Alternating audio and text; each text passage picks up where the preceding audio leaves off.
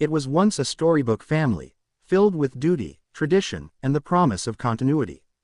But behind palace walls, silence turned into distance, and distance into heartbreak. Today, the House of Windsor is no longer just a symbol of continuity, but a canvas of emotional fractures and public confrontations. In this gripping exposé, we uncover the true depths of Prince Harry's growing estrangement from King Charles III and Prince William, a royal relationship now teetering on the edge of final collapse. Is reconciliation even possible, or have the wounds cut too deep? Before we dive in, don't forget to subscribe to our channel for in-depth royal news, emotional royal revelations, and exclusive insights into the House of Windsor. Your support helps us keep this royal chronicle alive. Hit that like button, ring the bell, and join our royal family. In the days before royal duties became burdens and headlines tore through palace peace, Princes William and Harry were the closest of brothers.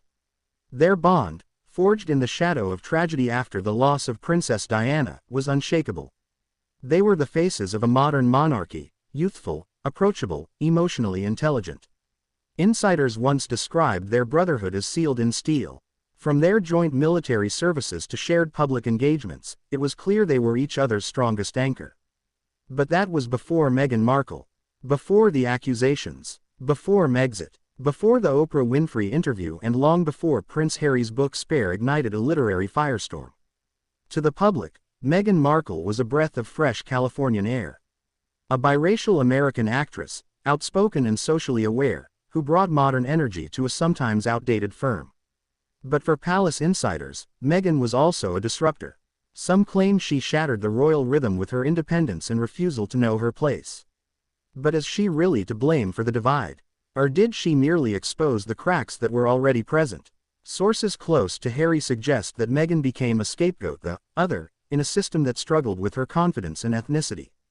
The media circus that followed became unbearable. And Harry, fiercely protective of his wife, chose love over legacy. March 2021. The world watched, jaws dropped, as Oprah Winfrey led Prince Harry and Meghan through a series of explosive revelations.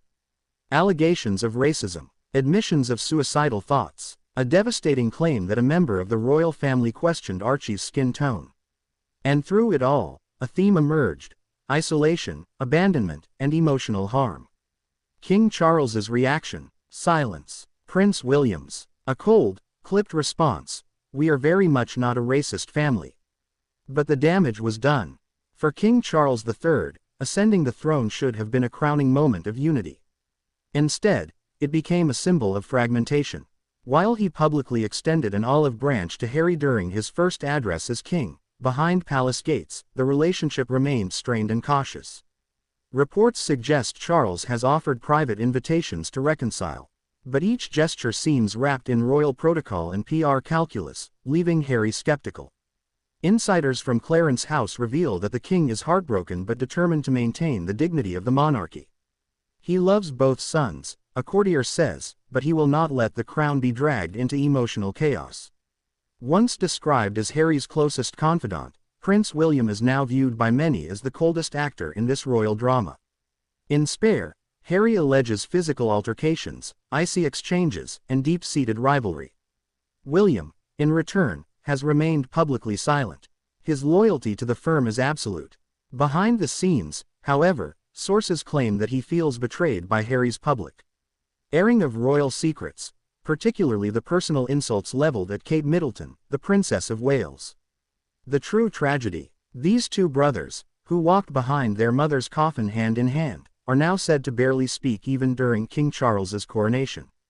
May 2023, the world watched as King Charles was crowned. But the moment was overshadowed by the presence and absence of Prince Harry. Attending alone, relegated to the third row, and quickly exiting the ceremony, Harry's presence was almost ghost-like. Meghan stayed in California, and Prince William avoided eye contact throughout.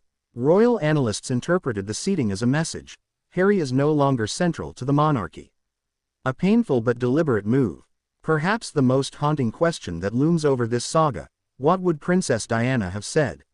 Some believe she would have defended Harry's decision to protect his family. Others argue she would have been heartbroken by the divide. One of Diana's former aides told The Times, "She would have done everything in her power to mend things." Her greatest fear was her boys growing apart. In recent interviews, Harry has hinted that the door is open.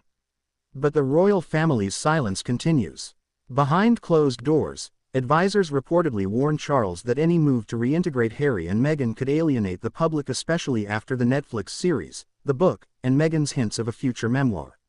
Royal historian Robert Lacey believes healing is possible, but only with time and humility on both sides. Until then, the divide grows deeper.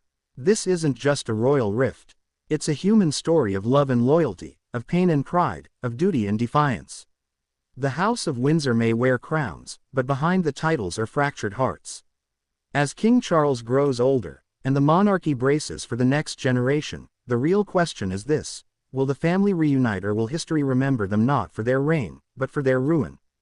Don't forget to subscribe for more powerful royal stories, emotional behind-the-scenes insights, and deep dives into the lives behind the palace walls. And let us know in the comments, do you believe Prince Harry and Prince William can ever reconcile?